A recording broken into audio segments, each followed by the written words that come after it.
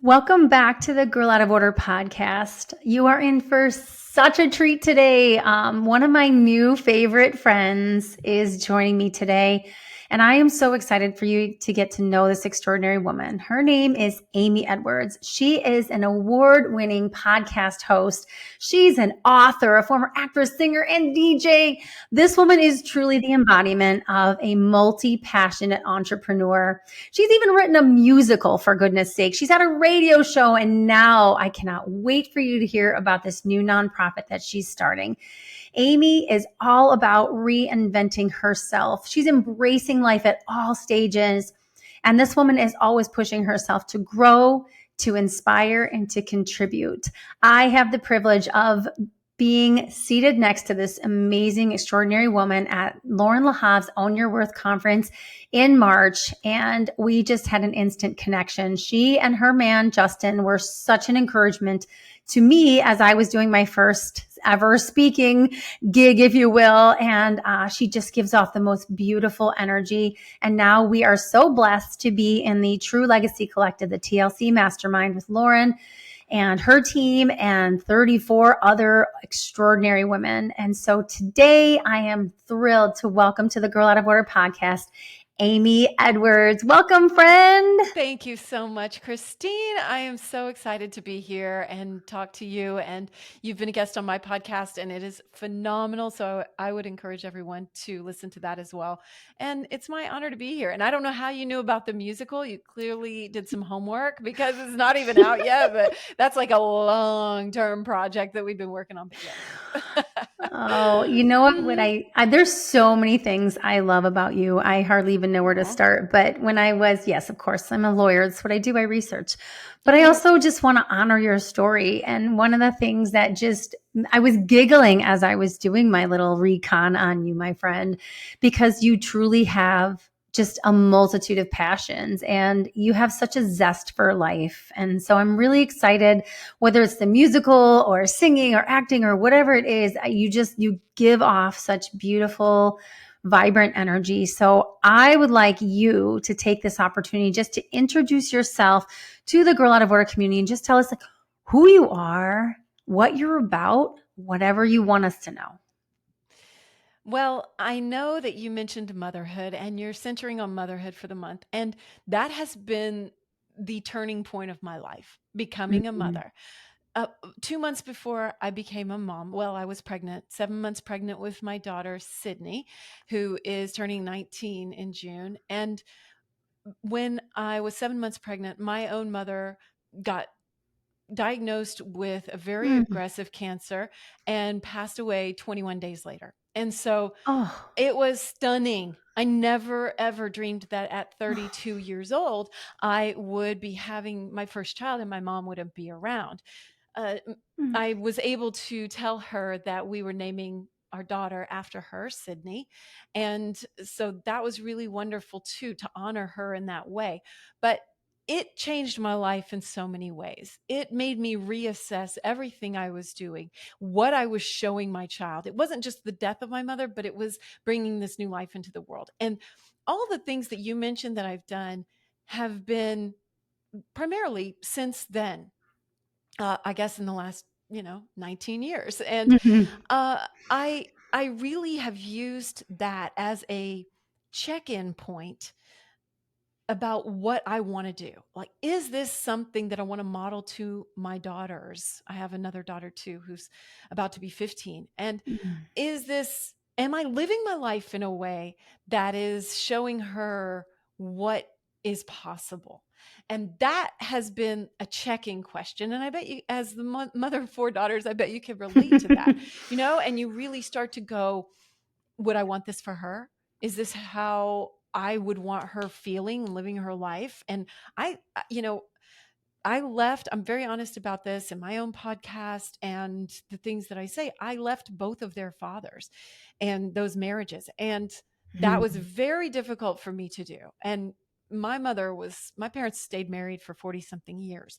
And my mother was not a fan of divorce.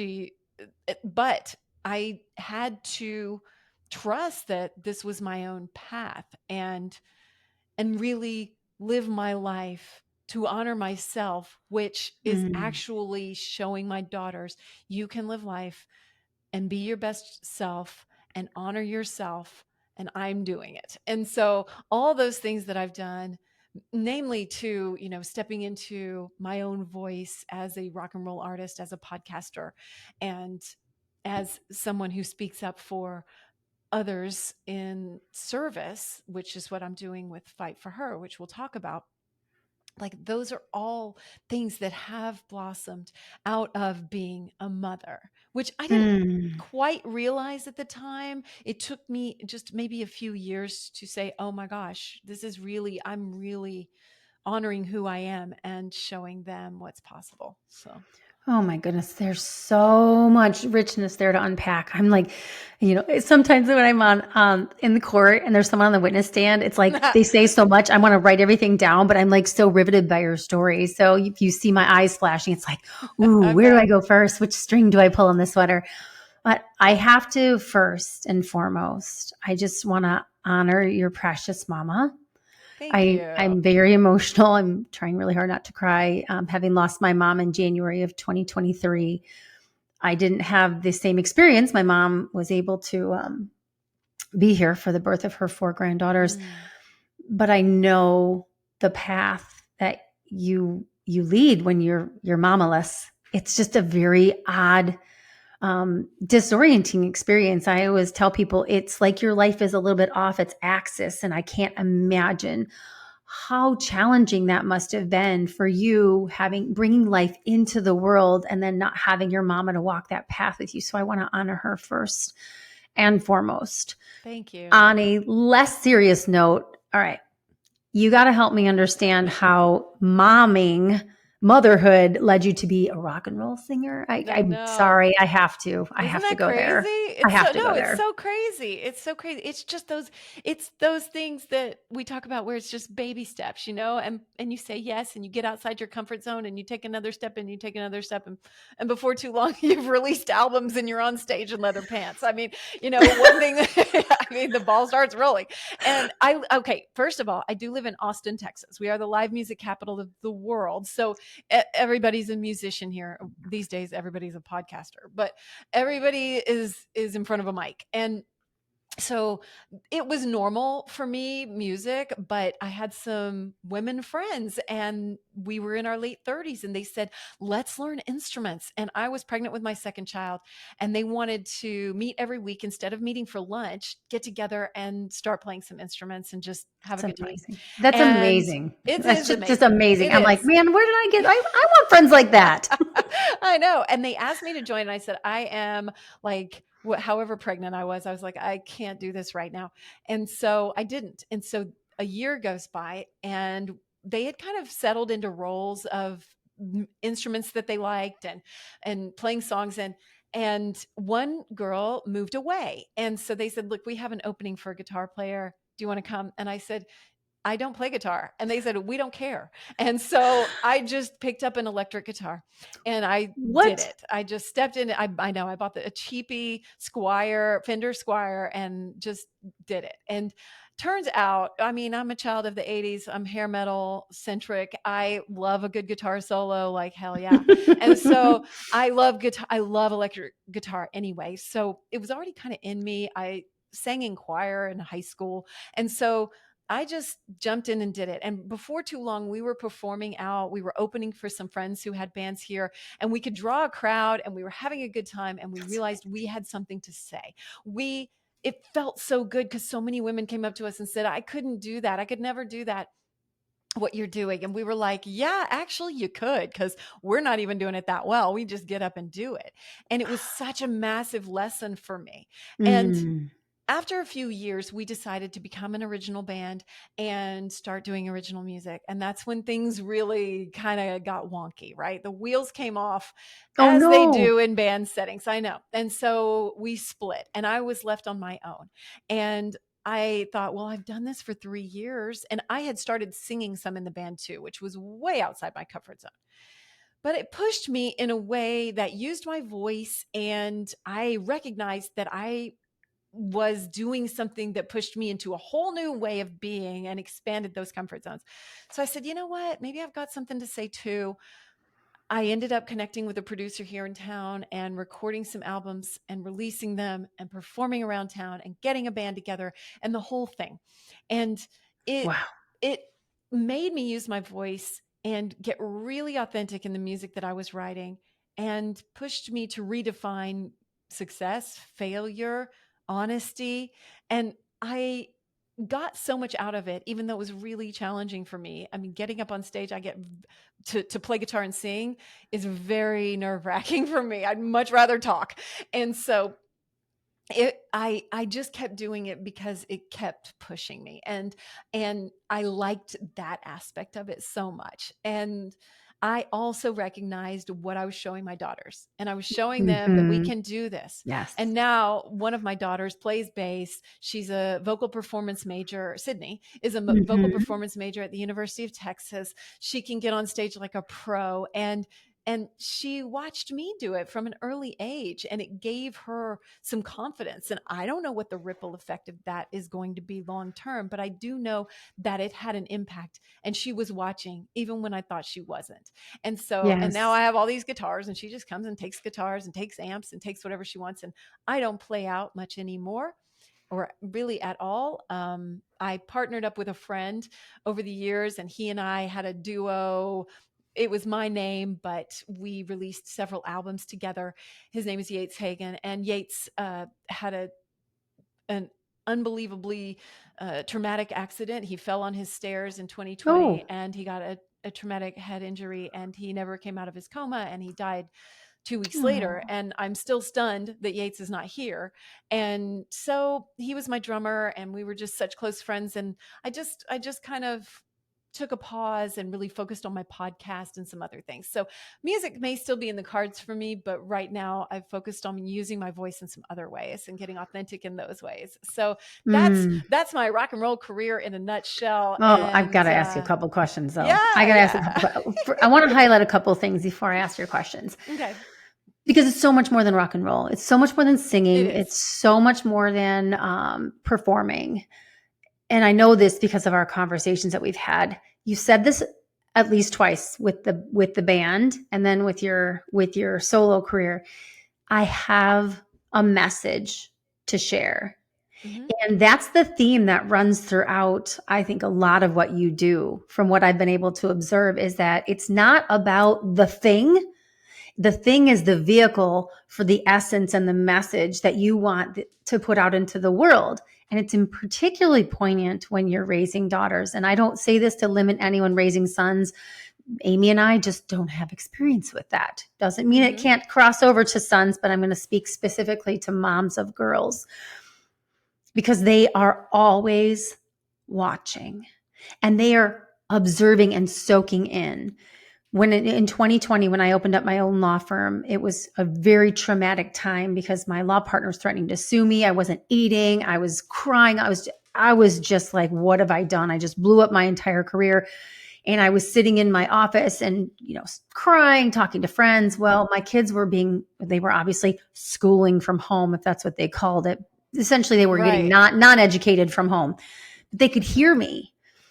And my second and fourth daughters, on totally different days, both slid notes under my door while I was in there just trying to survive, trying to figure out how to pick up the pieces and launch this dream. Both of them said, in essence, please don't give up. We believe in you. What Oh. you're doing is important. And then just last night, my 17-year-old gave me a Mother's Day card, and she said, you are everything I aspire to be. Now, this is a kid who's like your typical teen, grunting, Yeah. doesn't really acknowledge you. You're there to serve them. I love Yes. my daughter, but I'm praying that she comes out of this phase. So to get notes like that was such a poignant reminder that whether you're in the rock and roll band, or you're releasing albums, or you're starting a podcast, or you're going to your job that's providing for your family, Yeah. your babies are watching and they're taking it all in. And it's about not just the message you're putting out into the world, but it's the message that you are living into your home. and into those little eyes that are watching, especially as they navigated to hard things like the pandemic. And they watched you, like, how are you handling this crazy ass time where our entire worlds are upended? They're watching us, Yeah. they're absorbing it. And so I honor you, even in a rock and roll career. It's not about that, but it's about the message that you gave to Sydney, and forgive me, your other daughter's name. I blanked. Gigi. Gigi. Gigi. It's I should okay. know that because I that's my didn't say grandma it. name. Oh, But I did know that. But, yeah. to Sydney and Gigi, like, they're watching mom navigate. And then I wanted to unpack something else, if I may, that you had said Great. earlier. Yes, please. Another way that you've had to really live out a message to your daughters, and that was that your decision to leave the marriages. I'm assuming they have different Mhm. fathers. They do. Yes. Tell me about that decision and how you navigated that with your daughters. Well, I mean, it was very tough. I mean, for my older daughter, she was only 1.5 when I split up with him. And so that's a little bit easier than an Mhm. 8-year-old, which was what Gigi was. And so it was challenging in different ways. And I didn't really know how to navigate it. Of course, I didn't know how to navigate it. I mean, I hadn't been through that before. Mhm. And I had a lot of mindset shifting to do because you think you're being told a good mother doesn't do this, and I had to readjust Mhm. to I am a good mom and I Yeah. know why I'm doing this, and I had to recalibrate everything that I believed, because we're often told that, or I'm shown my mom never left my dad, or what are we Mhm. modeled, and then what are we told, and everyone says you stay for the kids, right? And I Right. just thought that doesn't sit quite right. And Sydney's dad had basically wanted me to fit into a certain way of being that he imagined. He wanted me Mm. to go to church and be Catholic. And I was not raised Catholic. And I agreed to it thinking I could do it. And when it came down to it, I couldn't. I just didn't feel that Mm. in my soul. I'm not Catholic. If you're not raised Catholic, it's very difficult to then go there. And Mhm. and that's not to say people don't, they do, but it just wasn't me. I am way woo woo, I'm weird, I have a very broad view of spirituality and religion, and I don't condemn any religions. And so it just wasn't me, and he didn't really want me to teach our daughter what I believed. He wanted her to be taught Mm. a certain paradigm or set of dogmatic principles, and I just couldn't do that. And like, I didn't want her to be raised not knowing who I really was. And so I just thought, gosh, that's a pretty big deal breaker for me. And so once I recognized that, I thought, I we aren't seeing eye to eye, and I want him to find someone that can give him what he wants, and I'm going to have Mhm. to be me. So then my second marriage broke up for other reasons. I really needed someone who had a growth mindset and was really going to work to better himself, and we weren't in a partnership that was seeing eye to eye on that. So there were two different reasons, and as I evolved, it was my own evolution, right? That I changed, and as I grew, Mhm. I needed somebody that was growing too and willing to let me grow.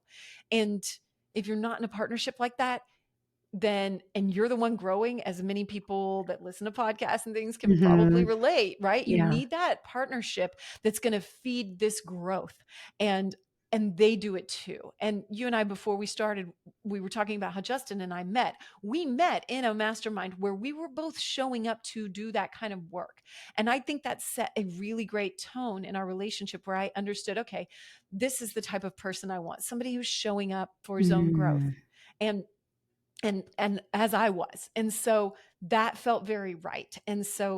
And I've just noticed that's the one thing with me and him. Like, he is showing up for his own growth. And sometimes it takes a minute. Sometimes you get mad. Sometimes you have these episodes, whatever, and they don't last. But, when you're in a growth mindset, then you come back around to like, oh, yeah, wait a Mm. minute. I want to open up to the bigger picture. I want to expand. I want to allow this person to live their best life, and I want to grow too. And how can we do that? So that's my version. If you talk to them, you're going to get a very different version. As an attorney, I'm sure two sides or three sides to every story, but Yes. or more. And so that's how I viewed it though. I thought, I have to honor myself, and at doing so I'm showing them, you know live life on your terms, and they are not the people pleasers that I was. Mm. I people pleased in both those weddings, and looking back, I wasn't doing things on my terms, and I didn't realize it at the time. I just wanted everyone to be happy. And now I have two daughters that are very strong willed, very opinionated, very loud. They're willing to share their own voices. They're not afraid to, they're not people pleasers. And it just feels so good. And I'm like, even when I'm the, not bearer, recipient of it, Mhm. it's okay because it makes my heart happy. I'm like, okay, these are people that can stand on their own 2 feet in this world, and they're going to do what's right for them. And yes, just big old yes to that. So, yeah. Okay, I got to tell you, that's very convicting for me because my daughters, I always say with the four daughters, they're north, south, east, and west. I mean, how do you have four female human beings from the same two people and they could not be more different from one another? It is shocking. But what you said there, and I really want our listeners to hear this, like, it's a mindset as a mama to not want to enforce our expectations on our daughters for whatever reason, whether it be because we believe it's best, because it fits a religious dogma, or because it's easier. Because Yeah. it's really hard to raise a strong willed child. Like, it's exhausting. My husband and I often say with our last child, and I love her, she's going to change the world, and she's going to kill us on the way out. Like, she's 17 in a month, and I'm like, we got 11 months here. Like, let's go. Like, it's hard. What you said is beautifully convicting. No, we want to raise daughters that are strong willed and confident, not arrogant, not rude, not insensitive. That's not what we mean, but strong willed in that they're grounded in who they are Mm-hmm. and what they know they want. And they aren't willing to compromise on the big stuff. Little stuff, if you don't compromise, relationships fail. But on the on the big things of like, this is who I am as Amy Edwards. I am this person. These are my values. If you are on board with that, come on in. If not, I honor you, but I need to let you go. We want to raise children that do that, but you got to know who you are. So I wanted to ask you, and this is the last question I'm going to ask you regarding kind of the divorces is, you know, what would you tell other moms who are similarly situated, who've had marriages fail? Like, how do you have, or do you have conversations with your daughters specifically about why you left and about who you are as a result of that? Like, what are those conversations like between you and your daughters? Yeah, I know. And, for me, I really wanted to have very honest relationships with my children Hmm. because I didn't really have that with my mom. And I didn't feel like she could handle everything I was telling her. And so we just didn't. And there were a lot of things that we didn't talk about and a lot of questions that I have that will never be answered. So Mm. I wanted my kids to be able to ask me anything, and I wanted to be honest with them, because if we expect honesty from our children and we're not modeling that, that's a big check-in point, because so Yes. many people won't be willing to say, oh, I, smoked pot or whatever it is. Right. And they just expect their kid not to, Hmm. or to be honest with them when they're not even being honest about it. And so Hmm. I try to be really honest with them, but not into the weeds about, he did this and he texted me this and whatever, not getting too uh, accusatory about their dads. I try to keep it really based in myself and the way I live my life. And so I do try to be honest, and I try to just watch my words and always take the high road when I'm talking about their fathers.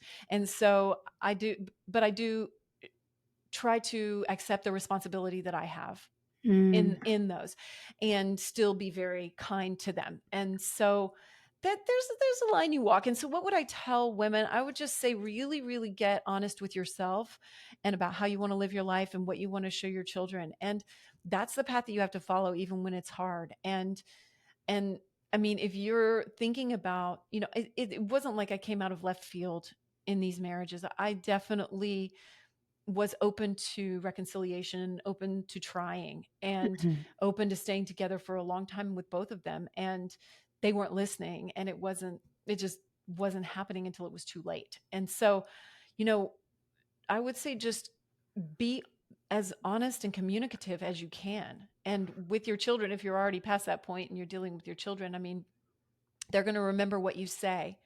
And Mhm. my my first husband, Sydney's dad, has said many things about me to her. And she was saying one day to me something that he'd said about me to her. And this is a few years back. She was probably 15 or 16. And she said, he was basically saying I wasn't a good mom. And I said, let me ask you a question. Do you think it's good parenting to talk poorly about another parent to your child? And she was like, huh. She was like, not really. And I was like, Mm. just asking, just asking. And I've never said a bad word about either of them to them. And that's the road I want to take. I want to take my own responsibility, look at my own behavior, and then also just be as honest with them as possible without getting into like the weeds of accusatory things, and that feels good to me. And so it's tough though. It's not easy. It's not like Yeah. it's super simple to do. You have to really check in with yourself and bite your tongue sometimes. And Yeah. I do. And because I mean, like, we've had fraught relationships, me and both of them. Now, Gigi's dad and I are on great terms now and get along very well. And so I'm very grateful for that. And so it's just, it's flipping that mindset too. And I had to get it on repeat in my head like a broken record. I am a great mom. I am doing a great job as a mom, and Mm. and really expanding to that bigger picture, because really you are. I mean, your child is loved and cared for, and that's the higher purpose, right? It's staying in a place of I am doing what's right for this child, period. Mhm. And like, Yeah. yes, that can be a matter of perspective, but really truly you'll know in your heart. I love what you said there. It's so important. I want to highlight it. And I tell women this all the time, like, nobody else was chosen to be this child's parent but you. And Mhm. it's not like, and I always joke when I'm talking to a girl out of order about, fully embracing your unique self and no longer choosing to contort yourself to fit a mold you were never designed for. Well, the same thing goes for momming. It's not like you came off the assembly line in heaven and God's like, oh, who screwed this one up? Like, no, you are fearfully and wonderfully made, unique in all your ways. And you are the exact mom for this child. And there have been days when I've questioned it.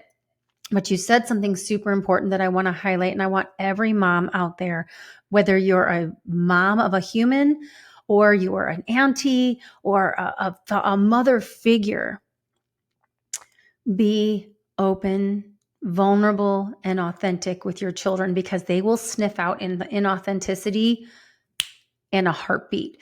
And so if you try to portray that you got it all together, or that, this is the right way to live, but you're not living that way, these kids, I don't know, if you got littles, you really need to listen up to this mama who's raised up 3 adult kids and trying to get the last one across the finish line. They know when you're bullshitting. They know when you are living a life that is incongruent with your words. And so when you choose to show up as a real mama, and I know you do this, Amy, and I try to live this way as much as possible, when the proverbial shit hits the fan, and it will, they're going to come to you. They're going to seek you out because they know that you are the real deal. Mhm. Teenagers have no tolerance for fake. They Oh, might so act true. fake with, yeah, they might act So fake with true. their peers, but when it comes to adults, they're like heat-seeking missiles looking for who's real, and it's getting harder and harder for them to find that. So be that for your children. Be like Amy, be like, "Hey, this is me. These are my values. I choose not to disparage your dad's." And just ask. I love that you Yeah. ask questions.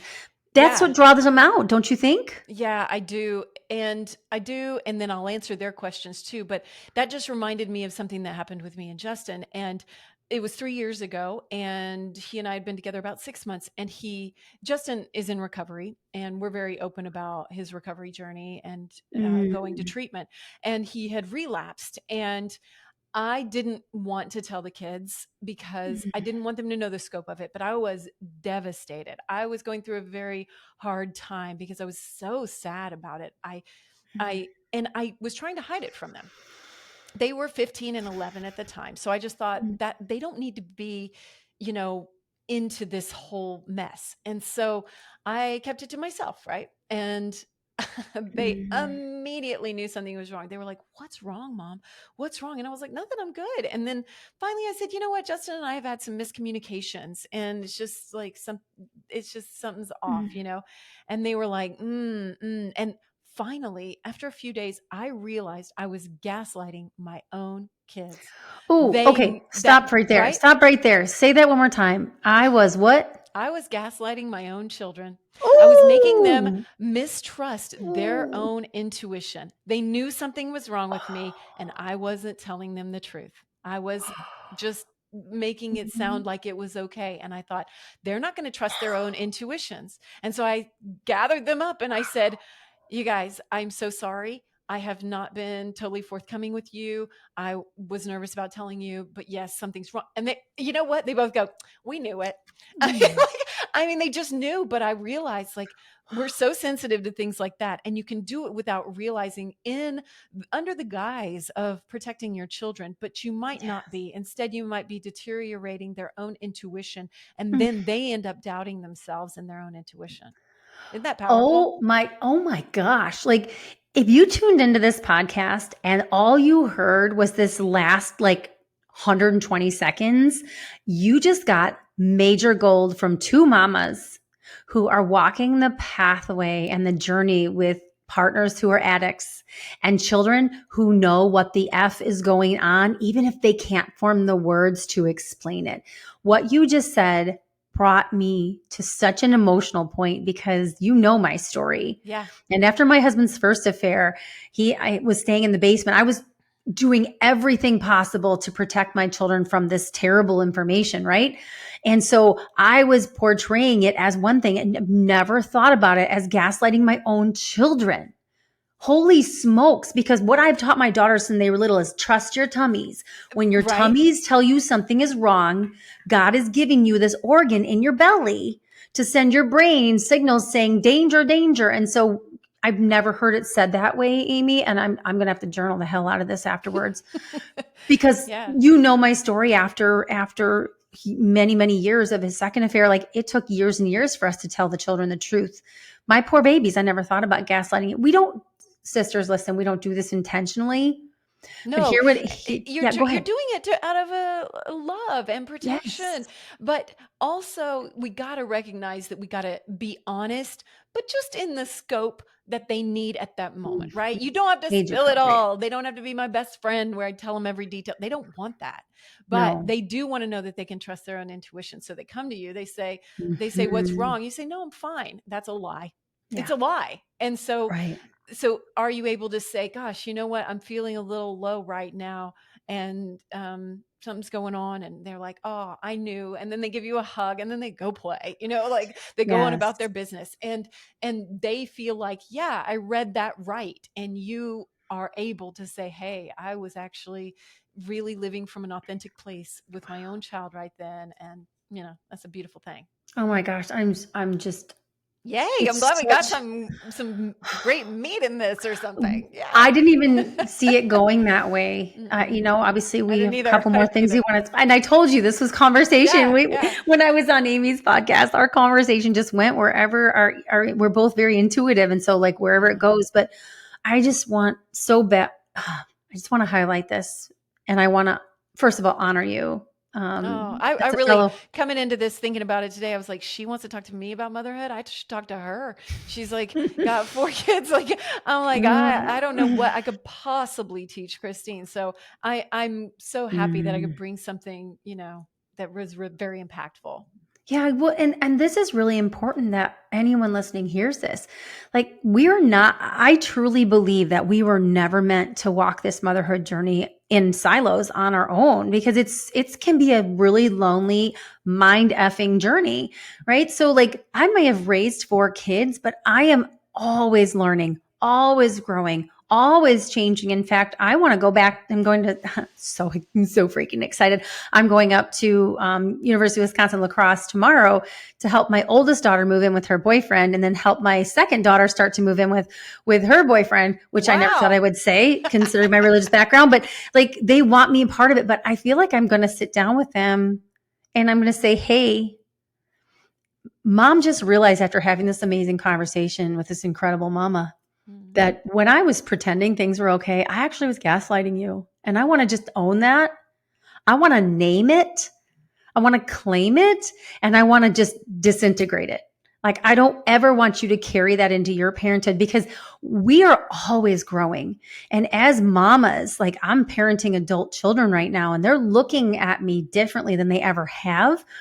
But now's my opportunity to share my growth process with them. So I would say that to you, Amy, to any mama listening, whether you got a baby on your breast or you got grandbabies and your kids are on their own, like, if you're growing or dying, there's no stagnation in this world. Like, Mhm. why not choose to live a life of growth? And to live a life of growth as a parent, you need to always be open to new perspectives. I mean, you just taught me something to name something that I definitely did, not to my children, but as I was going through my survival of whatever that, was Yeah. going on. Like, are always learning from each other. And that's what's so beautiful. Mhm. So women, stay in connection with other mamas. Don't isolate yourself, because you're missing the kind of gold that's happening in the conversation like this. And mamas are everywhere. Trust me, we're almost all of us hungry for connection. So don't tell yourself the lie that no one wants to connect, because we do. Yeah. So, wow, that's beautiful. All right. I'm going to just do a quick shift, if that's okay, because Sure. Yeah.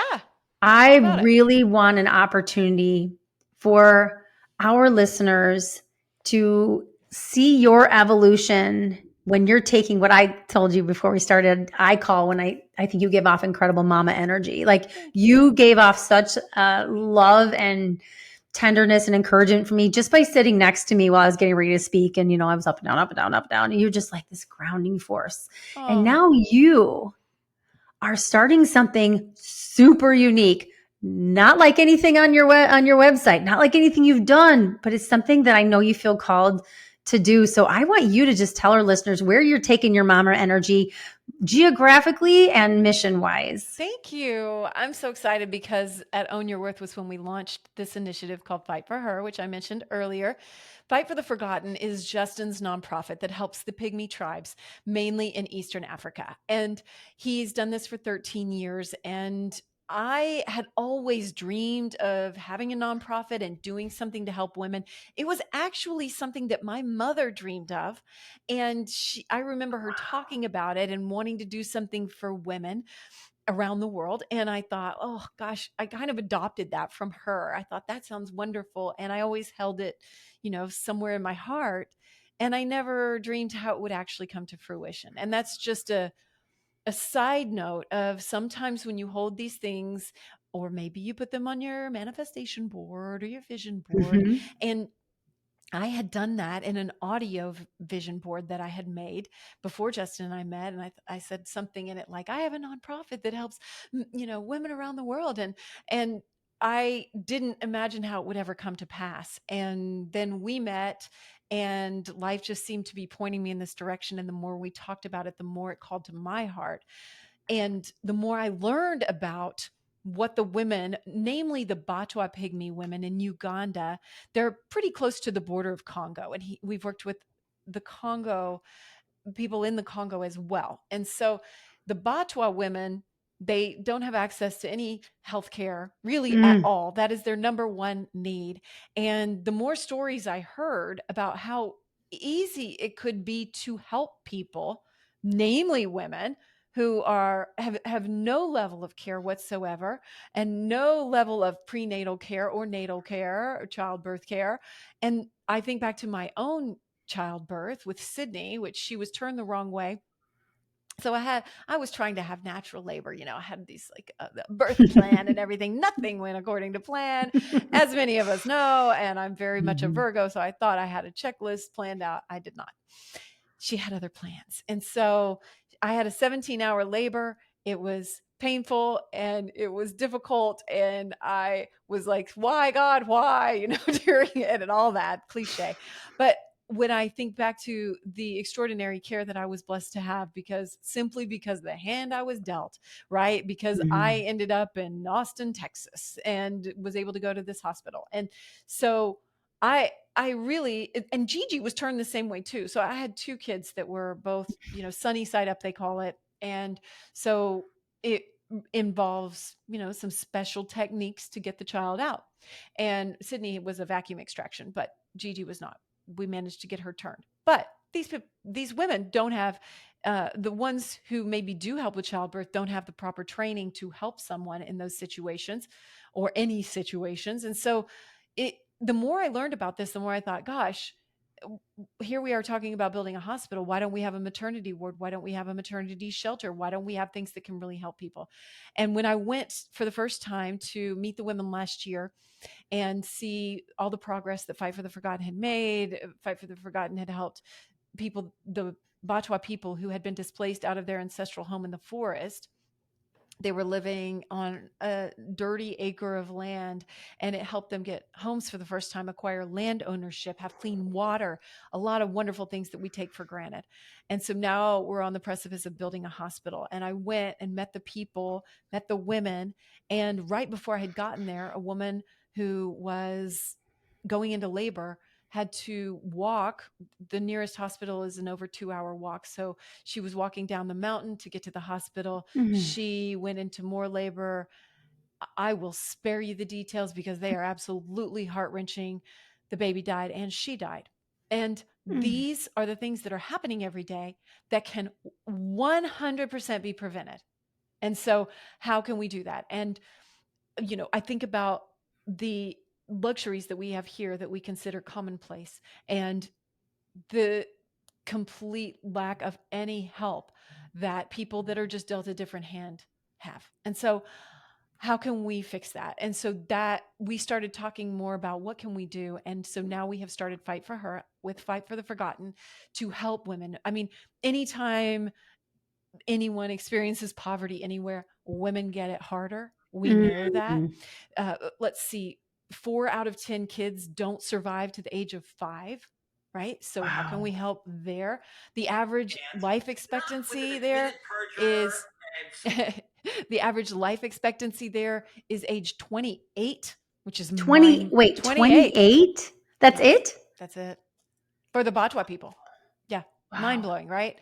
And so healthcare, number one, but also this maternity care and just some simple things that we can put in place that we're already putting in place before we break ground on the hospital in July, which is very exciting because that is happening. Whoa, So I hold know. on a second. You guys are breaking ground in July? Yeah. Yeah. Oh, that's I amazing. know. Isn't And that great? that's going to be in Uganda? Oh, yes. Oh, yes. It will Oh, be exciting. on their land. And so they will have health care. And women who are expecting will have a maternity shelter right nearby that we're going to build. And they'll be able to prepare for birth and not have to walk for 2 hours and, not have to face all these things. And we're partnering with One World Health. They have opened 26 hospitals around the world and they train staff. And so they know what they're doing. So they're going to help staff this, train people. We already have a partnership with Project Cure to donate $1.5 million worth of equipment to equip the hospital. So exciting. And so we've got things in place, and just to know that we can make such a difference. And so as you do this work on yourself, you never know how things are going to open up in the world, how you can have an impact. I am so excited about this turn of events. I love that you turn the conversation because I feel like my life turned. And like that's Mm. how it opens up sometimes. And we open up to a much different and greater impact of in service that maybe you dreamed of and never knew how it would come up. And here it is presenting. And so then you step into this new role. And I just look at my own experience and think, how lucky I was to have this care, and how can I help provide that for someone else who wasn't born into that situation? Yeah. Oh my gosh.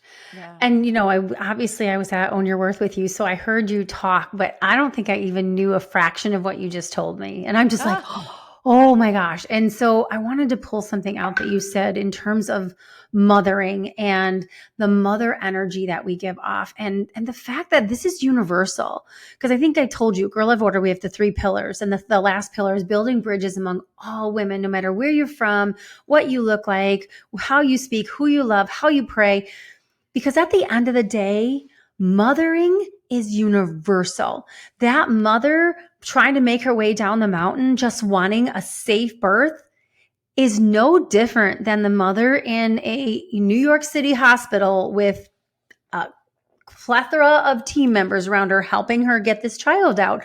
And if you yeah. think about it like that, at our base core, when it comes to being a mother, we just want our babies to survive, and we want to give them a life that is better than the one that we had. Isn't that it? Isn't that it? Isn't that what we're talking about too? With like a Yes. growth mindset, with the Yes. type of life we want to lead and the example we want to set. I mean, that's what it's all about fundamentally. Yeah. Absolutely. Mhm. Absolutely. So, with Fight for the Forgotten, which is what Justin does, and that's building the hospital, tell me a little bit about where you're at with Fight for Her, and is it, I know it's just kind of getting started, but where's it headed? I'm It's so super excited. exciting. Oh my gosh, I just got a report this morning, so I'm so glad you asked. Yay. So we tried to we first we interviewed the women. We were like, "What do you want?" And they were like, "Healthcare, number one, right?" Secondly, they wanted some financial support for girls going to school. Right. Mm, There's a lot of domestic violence and a lot of alcoholism that's been ingrained in the culture just due to the hand that they were dealt, the oppression that they've experienced, where they've lived. And so it's going to take a while to change that, but how can we start? We can start by supporting girls going to school, right? The money mm, they maybe have, which is very little, to send the girls to school can get spent on alcohol. It can get spent on other things. And so they ask for that particular financial support. We're like, yes. So that's the other thing. And then third, they want to start businesses. They want to have their first businesses, which is so exciting. And so they want to do hair and they want to do tailoring and sewing. So we've already been working on a market center that's nearby and finishing it out. We've got them their own sewing machines that we've bought. We've brought in trainers, and it starts like next week. And so the place is what? almost finished out. I know everybody follow me on social media. I'm at Real Amy Edwards or follow Fight for the Forgotten. We're going to be posting pictures of this, and that is really exciting. So that from Own Your Worth, we were a partner nonprofit with Own Your Worth, and she donated part of the proceeds to Fight for Her. And when we launched on International Women's Day, they're so exciting because this is about, that worthiness.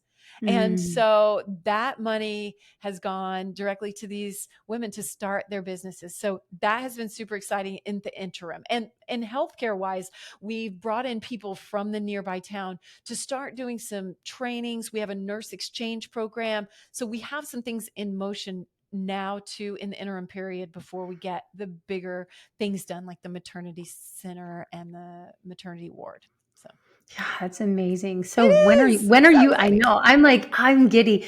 I think I told you and Justin this at Own Your Worth, but and I don't know where it's come from, but ever since I was probably in my late teens, I've had this weird vision. I'm say weird. I mean weird in a wonderful way, Yeah. of just wanting to work with women in the villages of Kenya. And it's probably because I was a runner and I'm obsessed with Kenyan runners, and I'm obsessed with the Oh, I love culture. I it. met a beautiful Kenyan woman when I went to Fiji with Tony Robbins, Oh, for that program. I met, and I was talking to her about it. She's like, you must come, you must come. And I was just like, one of my passions, and this is something that all moms should be able to relate to, whether you're looking at a nonprofit or you're not just, or you're in your home raising up your family. Give them the ability to fish. Don't feed them a fish. Give them the yeah. ability to build something that is sustainable and expandable. Because when we do that for women, we are so effing resourceful and determined to build a future for our kids.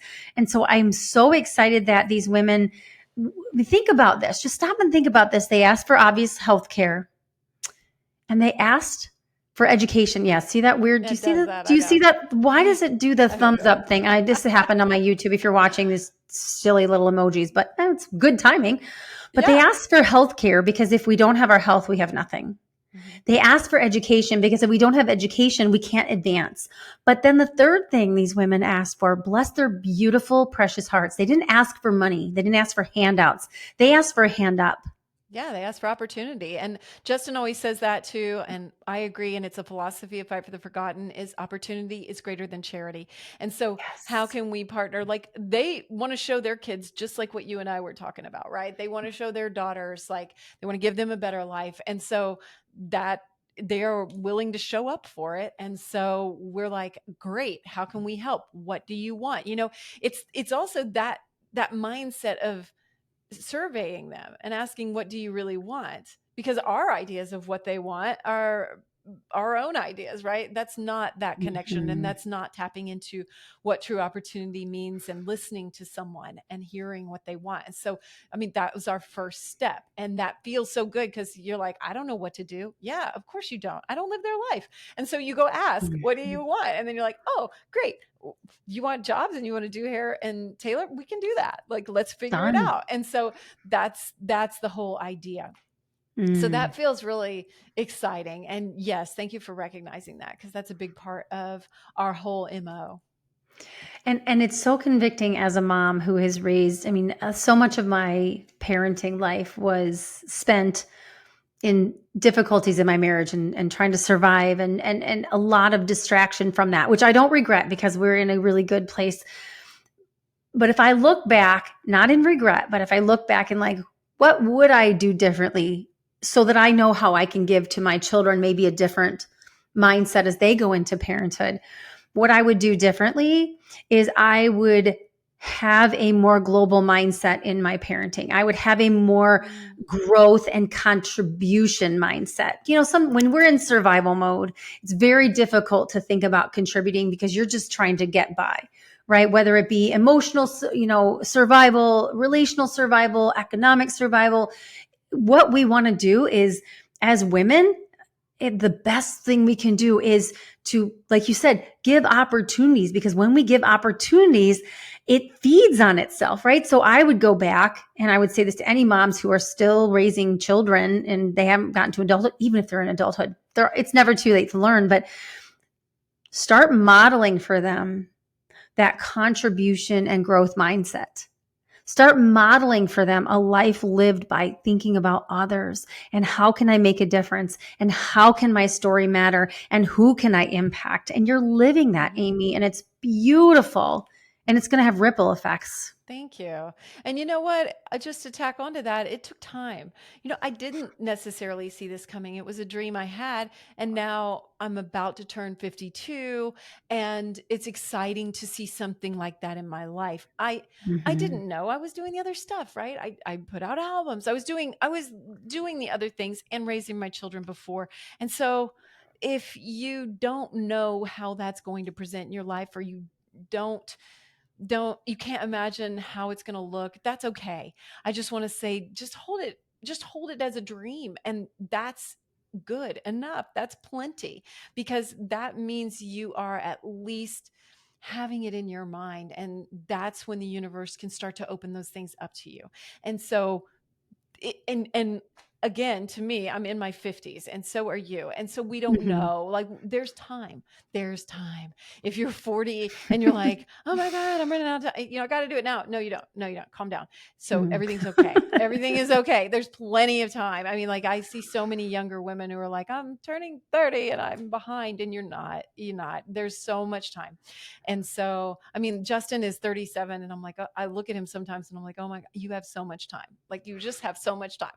And so it will present at the time that is right for you. So just stay the course and keep working on yourself and doing all the things.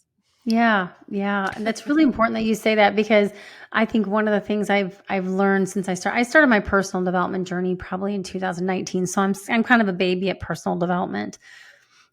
One of the things that has really resonated for me and has been such an encouragement to me is what C.S. Lewis says: "You're never too old to dream a new dream or chart a new course." I'm sure I boggled that I bumbled that, but I you got like the it. essence of it. I like it. I'm 52. By the way, 52 is fabulous. You're going to be even more Great. fabulous at 52. Like, I feel like my 50s is going to be the best decade ever. Like I the just best ever. I just read a study, and I saved it somewhere on my phone because I was like, I have to put this out somewhere. But it was like people interviewed said their 60s and 70s are their favorite decades of life. And I'm like, what? So, I Amazing. mean, that just gives me chills. I'm like, great, good. I'm glad to hear it. So just have faith that some of your best days haven't even happened yet. Some of your best days are still yet to come. Absolutely. So just keep going, keep showing up. Absolutely. Oh my Hmm. gosh. It's hard to even know how to wrap this up, but I want to bring it to a close.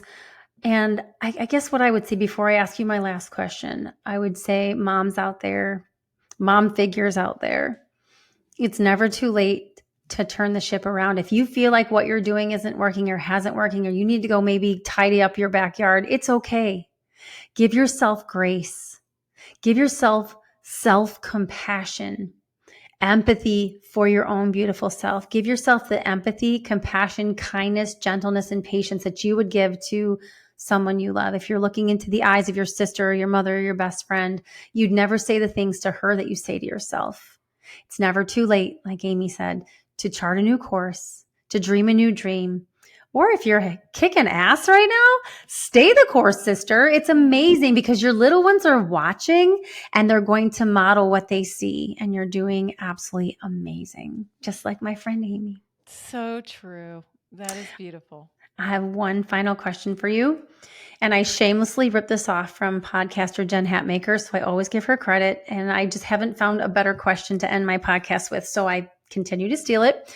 It's from Barbara Brown Taylor. And you can answer it any way you want. You can be funny, you can be quippy, or you can be serious and spiritual, whatever comes out of you. No rules. Okay. No rules. I know you and I like no rules.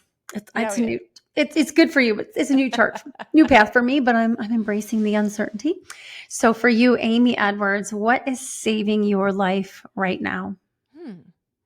What is saving my life right now? That's such an interesting I question. know that's why I haven't changed it. Oh gosh, saving my life right now. Mm. You know, gosh, it feels like such a big question. Like, what what am I doing that I might die otherwise? Okay, You I'll know? tell. While you're thinking it, And it's like, I'm going to yeah. give you some examples. Some people Oh. have said pizza. Some people have said wine.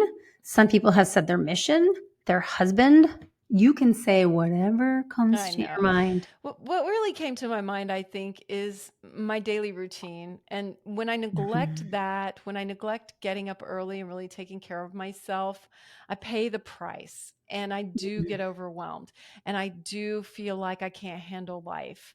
And I, nothing feels as in flow. And so, when I take the time to be diligent and show up for myself in that way, it does save my life. It makes all the difference. I did it today, and man, I am like a completely different person than when I don't. And so, Mhm. I've used this quote a lot. It's one of my favorites. It's from Charlie Parker, and he says, memorize the notes, memorize the chords, or so I'm paraphrasing again, but memorize the chords and then forget all that shit and just play. And so Mm. when we find structure and really adhere to our showing up for ourselves and getting diligent about the things that serve us, that's when we can forget all that shit and just play, right? We can relax into the flow of life more easily, which is such a paradox, but it's true. And so I do the things, right? I just yesterday printed out, I'm like, I am getting more diligent on my daily habits. And I've done it, I do it sporadically, but I fell off. We moved into this house and I just didn't have my groove down. And so now that we're in this mastermind, I'm like, I'm getting diligent again on my daily habits because I feel so much better and I'm better able to serve the world. And so and I can handle life. I'm not overwhelmed to the point of where I'm like depressed or just susceptible to ruminations and just crap in my head, right? Or eating crap or whatever it is. And so like I made my list and I'm really like adhering to the things that serve me, even if it's, focusing on a gratitude practice, putting my legs up a wall and listening to some affirmations. It's meditation.